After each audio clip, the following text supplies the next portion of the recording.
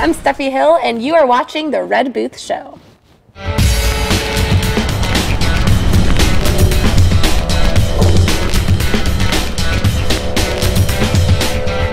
Hi, welcome to The Red Booth Show. I'm your host, Kimberly Q. On tonight's episode, I have filmmaker and actress Steffi Hill, who is a very successful new filmmaker that's been winning awards, and she's here to tell us about it. So come and join us.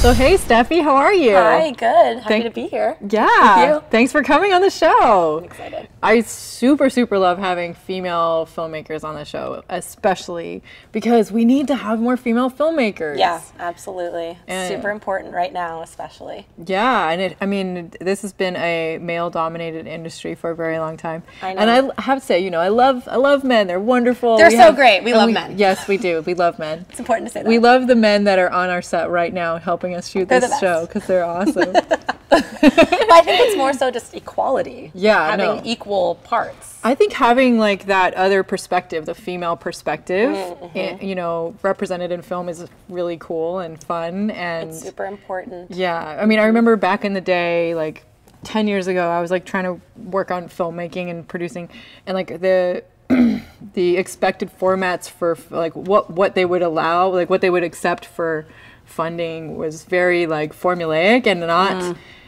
It catered, you know what I mean? Like it sort of catered to the like how many sex scenes and how many this is and how many gunshots. Yes, like, absolutely. I was like, really? That's how you guys do it? And you can just kind of tell when men have written for women. A lot of it is definitely, yeah. Especially those romantic scenes or any type of love story. You can tell when the man has written it for the women, and I don't know. I think of women in such a beautiful way. They've encouraged me my whole life, and men too. But it's time for us, our stories, to be told, and we're writing for women, and we are women. So let's write. Might as well, right? Yeah, totally. Well, I love that you're doing that, and you have been winning awards with your short film, which is really exciting. Yeah. It's surreal. So why don't you tell everybody about it, about your new short film? Yeah, so I wrote and I star in a film called Cats Out of the Bag. It's a short film. It's a dark comedy. And I wrote it, I think, almost 2 years ago. And then we filmed it about a year ago. And now we've been touring festivals for the past year with this film. Wow. Now that's a lot of work. I don't think people necessarily realize how much it takes to get that kind of traction with a short film and really put it out there onto all the festival circuits. Yeah, because you make the thing and you're so excited that you have a finished product, which as a filmmaker is such a great accomplishment. And then you have to go out and promote it, which is a whole other beast. And that's something as a first-time filmmaker that I had to learn, you know, firsthand, getting the ropes of that. But being at the film festivals and connecting with all these other amazing female filmmakers was the most empowering, beautiful part of my whole experience as a filmmaker. That's awesome. I met so many great women from all over the world, even just, yeah, because I decided to cater my submissions towards female film festivals, and that's when it really clicked. Because I was just kind of going for the Harvards, like Sundance and a lot of the big festivals, and then I realized that this is really about the community of women that I made this film with, and once that kind of connected in my heart, that's when all of the stuff started coming in, the awards and everything. Wow. Yeah. And so tell us about some of the awards that you've won with it. Oh my gosh. I'm super excited this past, we at LA Live Film Festival, we won 5 awards. It's fantastic. Yeah, we won Best Director, my female filmmaker, Stacey Wilson, she won, and then I won Best Writer, Best Writer, Best Writer, Best Actor, Best Supporting Actor, and then Best Comedy. Wow. Yeah, it's been That's a dream. Like, unbelievable. Yeah, see, I just like flubbed even talking about it because I don't even think it even exists. I'm like, what, is this my life? What's happening? And so how did you like start submitting to these places and getting like to that point where you're gonna, you know, be actually accepted in? Like what's the process for people when they want to go out and do that?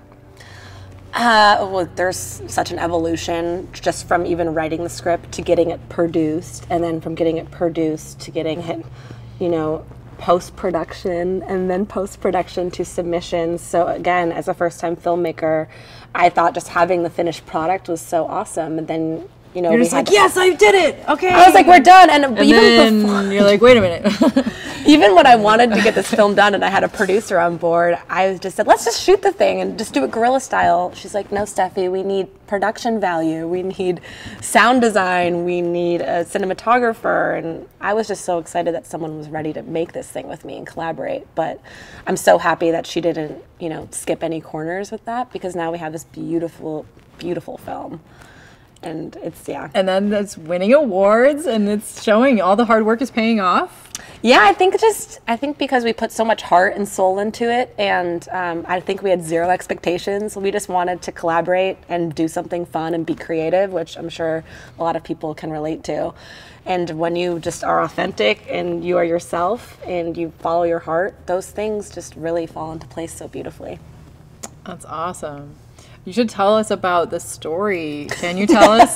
Or is it a secret? I totally can. Well, because I know it's not released actually yet, right? So no, you can only find the trailer right now for like general audience. Super top secret. Super top secret. Well, just for the film festivals, we had to honor being, you know, secretive so we could do public screenings. It should be out soon. We're excited to launch sometime in 2019. But it's a dark comedy. It makes fun of millennials, which is something I know about because I'm a millennial. But it's just this, like, it follows my character, Kelsey. She gets herself into a peculiar situation, and the only way she can get out of it is through a cell phone app. Wow. Oh my God, that sounds awesome. And it's like an ode to friendship as well, because her and her best friend kind of, the whole thing is about their zany friendship. Awesome. Okay, we have to take a quick break actually, but we will be right back with Steffi Hill. And welcome back to the Red Booth Show. I'm here with filmmaker and actress Steffi Hill.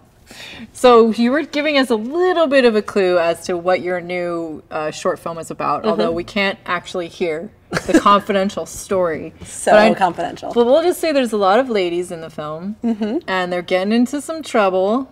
Yep, they definitely get into an unthinkable situation.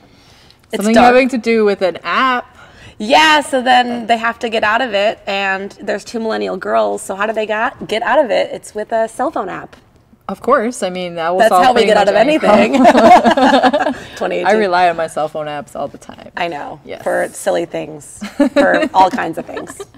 Have you seen there's like a period app? I was just about to talk about that. know. I actually went to the doctor, and Really? she goes, when they ask you. You guys have got to check this out. It's They were awesome. like, when is your last cycle? I was like, I don't know. Let me look at my app. She's like, in my days, they didn't, you just had to know. I was like, sorry. Yeah. I'm like, thank God they have the app so I can remember. 'Cause I don't even We're like so paying attention lazy. to that stuff. But that's like most of the film is riddled. Sorry, not riddled, but the themes. Well, there's a few really funny. It's social commentary on stuff that we just spoke about. Yeah. But how technology is so far advanced, we can't even keep up with it sometimes. And it made us lazy, and it made us not connect. It's so great to sit down here and have a conversation with you, because a lot of times I talk to anybody and they're just kind of down here instead of being up here and being present. That is definitely a very common thing right now. Yeah. I love seeing people in person. I know. It's Like great. actual face to face. What a concept. Yeah. It's so funny too, because you haven't seen people in like 10 years from high school or maybe old childhood friends, and you know what's going on in their lives. You know they've had babies. Because of Facebook. Yes. Or Instagram or whatever, Right. Yeah. So that's when I was deciding my concept, and it came pretty naturally. But when I was writing, I really wanted to touch on that. And I wanted to make it a comedy because, I think people can relate to laughter, but there is something Laughter's deeper. fantastic. Yeah. It's a great We need laughter right now in this world. Yes, we There's do. a lot going on. So Yeah. why don't we just laugh while we're doing it? I like to be a total goofball, and like I'm sure people think I'm a nerd, like on my social media. But like you have to just kind of have fun with things. Otherwise, there's too Absolutely. much up stuff going on in our lives and in the world that if you want to be all serious about it, it's just gonna waste your. Being serious is not fun. But also, you just said, people might think I'm a nerd, which is just so, you are you and you're authentic and you just are having so much fun. And if other people, they suck. Because it's just, you have to just be yourself. And that is a beautiful thing about social media, is gives people the confidence to just do whatever. So I don't want to bash social media because I'm super, fortunate for it to be there to connect, but it also is a disconnect at a lot of times. That's true. Wow, so I can't wait to see this film. I'm excited for you to see it too. Yeah, we have people need to go and find it and watch it, but obviously you have to wait till the new year. Yes. So it's coming out shortly. Yes. And then are you working on something new? Yes, so the short film right now is running around 14 minutes, and we had interest right now to make it into a feature. Yeah, so that's what I was I'm hoping writing for. the feature. Yeah. I'm about 90 pages in. I could keep going, but it's really fun to expand on these characters. And when I wrote the short, I didn't think about it being a feature. So it's a great challenge for me as a screenwriter and just developing these, rounding out these characters and then rounding out this beautiful story, or I think it's beautiful. We'll see how it goes. But I'm super stoked to have the opportunity to do that, and just continue to create. Yeah, As all artists, we need to continue to do something, because I find that when I'm not creating, I'm sad, or I feel like there's a void missing. I don't know. Totally agree with that. Well, when you're an artist, you have to follow your creative purpose. Otherwise, you'll be miserable. Yeah, but I find, too, creating comes in so many different forms. I mean, sometimes when I'm cooking, I feel like I could be creative. That's true. Or sometimes, if I'm listening to music or I'm on the phone talking in an accent to my grandma. No, that only happened once. But I just feel like there's so many ways as artists we can create. It doesn't have to just be, screen and, writing or typing. That's true. All kinds of things. I think people generally who are creative in many ways. I think all of us are creative. I think all of us have the ability to channel something that's greater than us, something that's super creative and fun. That's awesome. Well, you've been very successful with it on your first short film. It's quite amazing. Rise to stardom so quickly. To stardom, that is so kind. And in Los Angeles, the LA film scene. Yeah, that's, when you win 5 awards, that's no joke. Yeah. It's really fantastic. And then the fact that obviously when you get that kind of notoriety, you're going to be able to make a feature. And who knows? I mean, right from there, that's the thing, is we need to have more voices like yours telling that side and that perspective and that fun, I love dark comedy too, so that's awesome. Yeah, I love it. That's my niche. Well, I would love to hear about how you sort of got started too in the film industry. We're gonna have to take a break in a few minutes, but basically what was your first film script that you wrote, and how did you learn about it, and all that stuff? Great. Yeah. Because this is the part. It's been a few years. I mean, I've been in LA for 6 years, but been studying theater and acting my whole life. So these awards are coming at a time. I feel very fortunate, but I've worked my ass off. Right. It's like that. Oh, she just suddenly made it, right? But you've been doing it for forever. Yeah, that's the typical thing. Okay, we have to take a break. Okay. We'll be right back with Steffi Hill. And welcome back to the Red Booth Show. I'm here with filmmaker Steffi Hill, and actress. Yes. And writer. The whole thing. All the things. She's the whole shebang. Yes. Thank you. That's what I put on my all my profiles, my special skills. You say the whole shebang. The whole shebang? Yeah. Seriously? No. You should. But now that you said that, I'm going to. I think you need to. Thank you. It's coined by you. I'll give you all the copyrights to that. She's Steffi. She's the whole shebang. Perfect. So anyways, I love it. Okay, you have been working on this film, and we were just talking about how you're expanding it into a feature. And also a bit about what it took for you to get started as a filmmaker.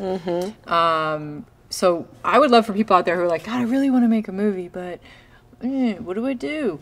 What is it that you did that got you started? Yeah. My path wasn't as linear as a lot of paths are, because I think there is this stigma about if you want to be a writer or want to be an actor, you have to do certain things. Especially as a screenwriter, you have to get into the writer's room and you have to work and intern, which I think is a beautiful thing to do. But I think first and foremost, educating yourself. And if you can't afford to educate yourself, which for me was difficult, I think just finding a way to be around it. So taking classes, or you can even learn on YouTube. There's so many beautiful resources we have as, millennials or just life right now. Back in my day, we didn't have YouTube.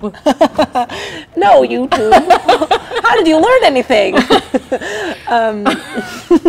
But it's true. I mean, like, if you can't go to college or you can't take classes, which I recommend, but if you just learning and maybe volunteering your time to be around filmmakers or being on set as a PA or just running around and being next to that energy and being near that energy, even if you're just volunteering your time, is so critical to understanding how films are made. Because I think a lot of people come to LA and they don't really understand the background of what really happens. You have to understand how the camera works, how sound works, how lenses work. All that makes for part of your story. Even though you're just an actor and you're in front of the screen, you have to understand how all the components work. So that's like first and foremost how I think. And then I think also too, just like we talked about earlier, just being creative as much as possible. Continue to put out stuff, anything. If it's YouTube, Vine, I was a huge Viner, so I would just have so much. You were a Viner? I was a Viner. Oh my God, this is so sad. The Vine is gone. It's the saddest, but I mean, I guess it had its time, but that's cool that you were a Viner. Yeah, I mean, I think just putting out content no matter what it is, and it just, like we talked about, just being silly and being goofy. Comedy is something I really love to do, but if any type I should have been a Viner. You totally were a Viner in some life. This life. We can still make it happen. We'll bring Vine back. Because I feel like you have a calling.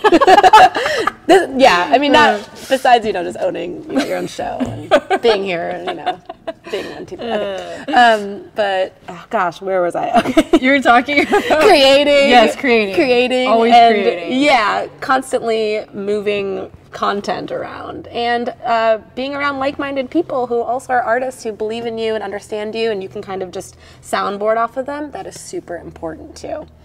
I feel like that's so true. Like that's one of the biggest things, is just being around the people that actually are like supportive of you doing that. Of course. That makes all the difference. Yeah, you kind of need that pump up. I mean, you also want people to give you fair criticism or feedback, people that you trust and love. Yeah. Because that's also, as an artist, you have to take criticism with grace. And if I didn't have these producers and the team developing my script and saying, that this didn't work, or can we tweak that? Yeah.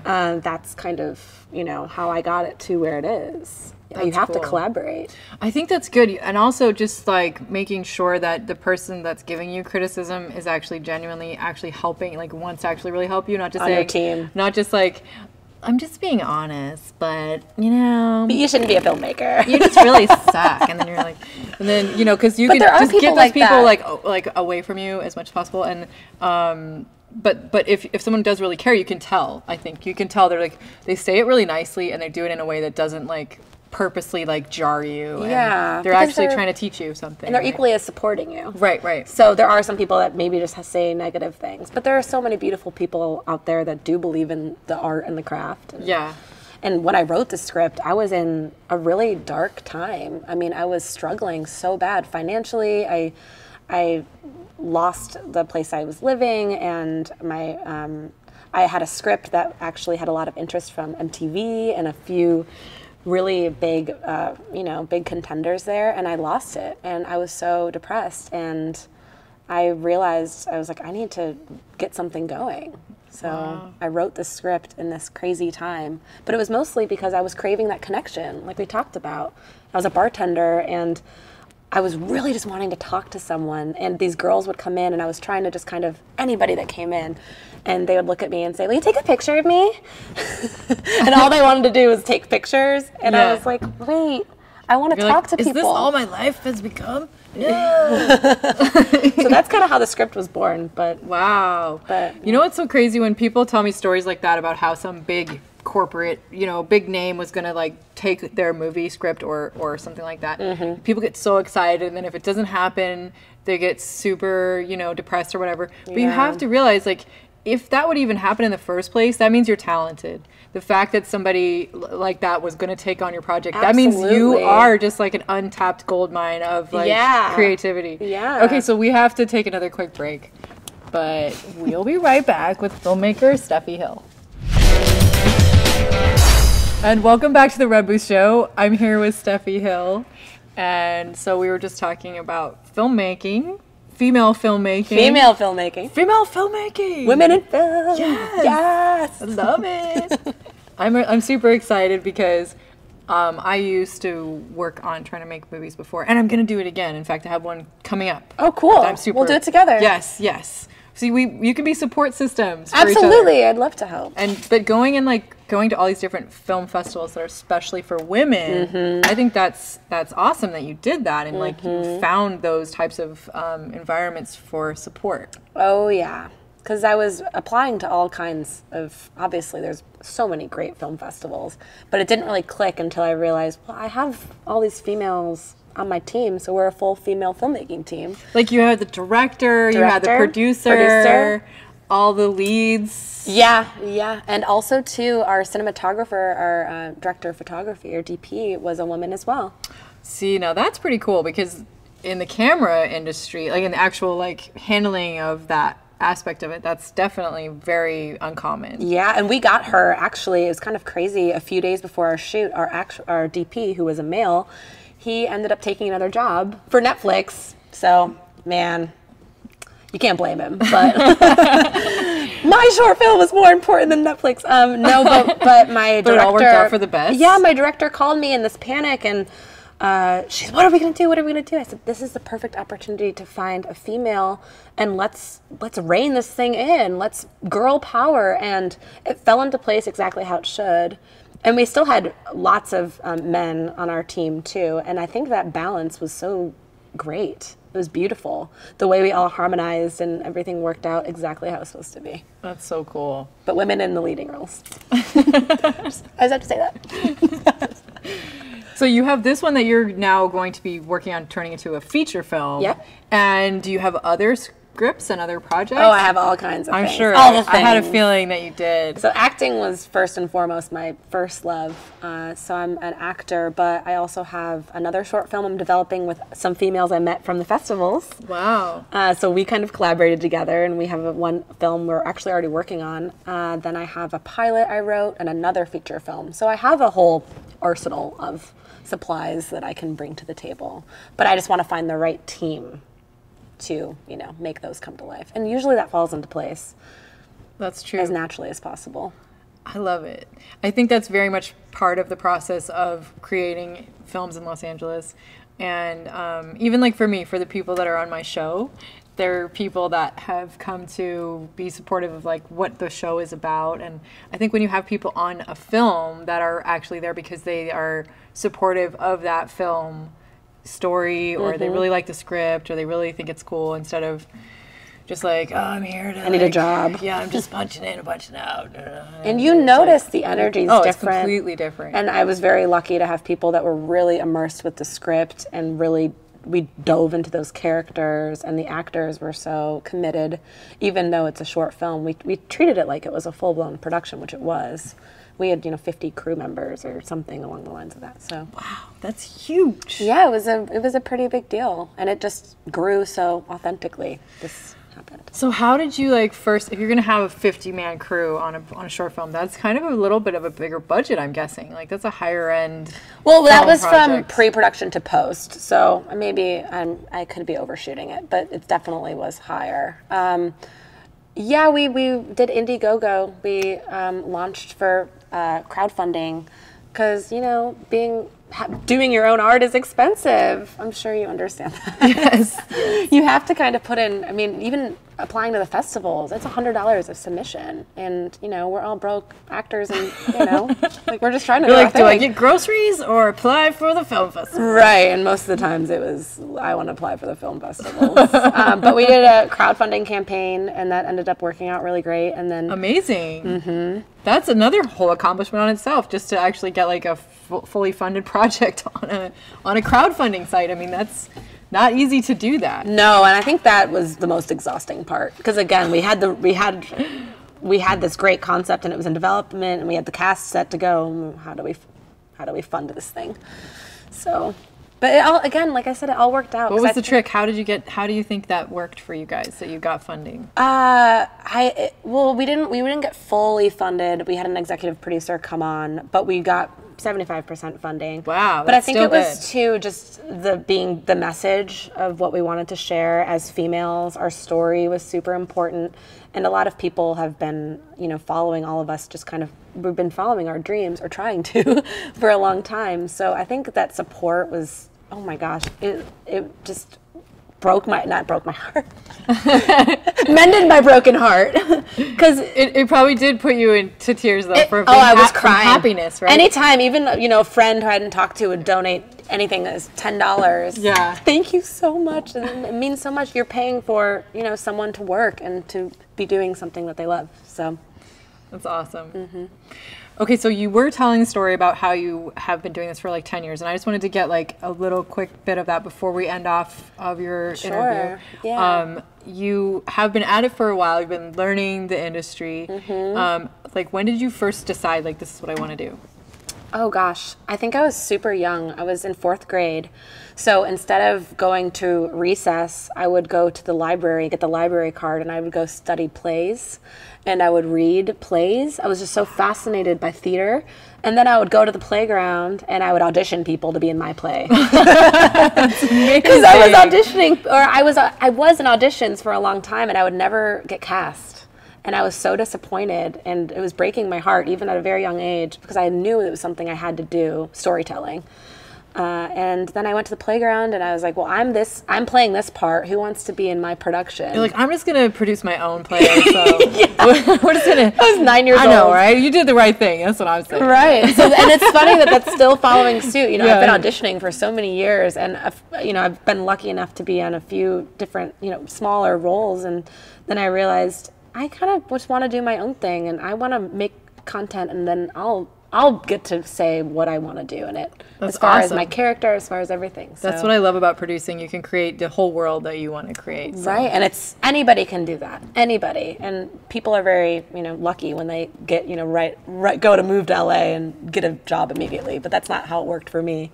So. Not for most people either. Oh no! But I think you've definitely found your calling, and I'm so excited to get to see it and to see the rest of the projects that you're going to be coming out with in the future as well. Thanks, Kimberly. Yeah. Everybody should go check her out and follow her on social media. Steffi Hill. Yeah. Yes. Social media. I write all about it. Which one? All of them? Every single one? Just all the things. Just all the things. She's the whole shebang.